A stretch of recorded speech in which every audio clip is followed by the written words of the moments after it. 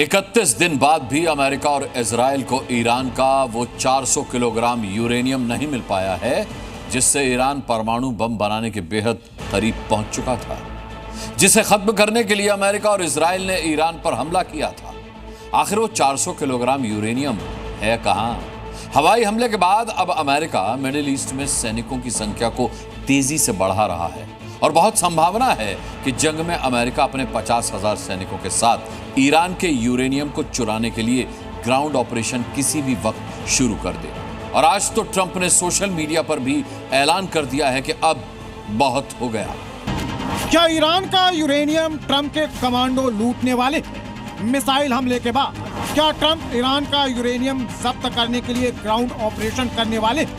लेकिन सवाल ये कि ईरान में अमेरिका का ग्राउंड ऑपरेशन सफल हो पाएगा?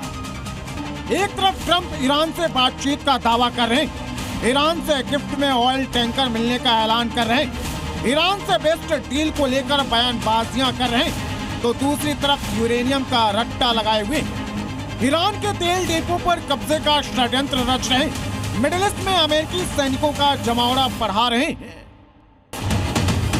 ट्रंप को ईरान से दो चीज चाहिए, पहला 400 किलोग्राम संवर्धित यूरेनियम और दूसरा ईरान का तेल। और ईरान ट्रंप को न तो संवर्धित यूरेनियम देने को तैयार है, न ही वेनेजुएला की तरह ईरानी तेल पर अमेरिका का कब्जा।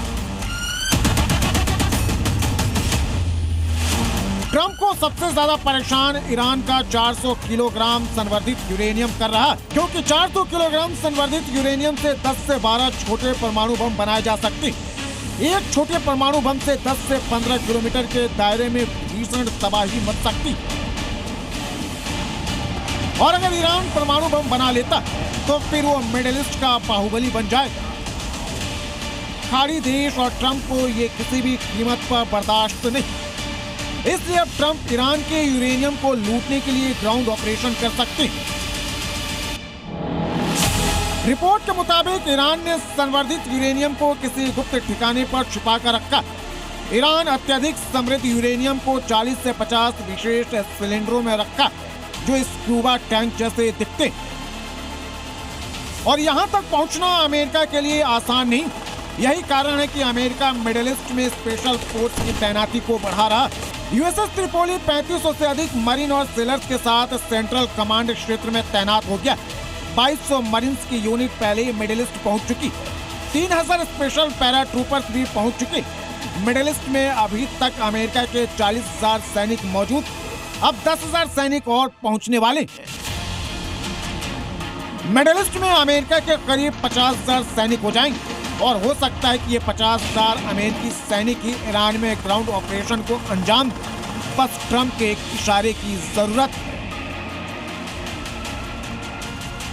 कतर में करीब 10,000 अमेरिकी सैनिक मौजूद हैं, कुवैत में 13,500, बहरीन में 9,000, यूएई में 3,500, जॉर्डन में 3,800 अमेरिकी सैनिक।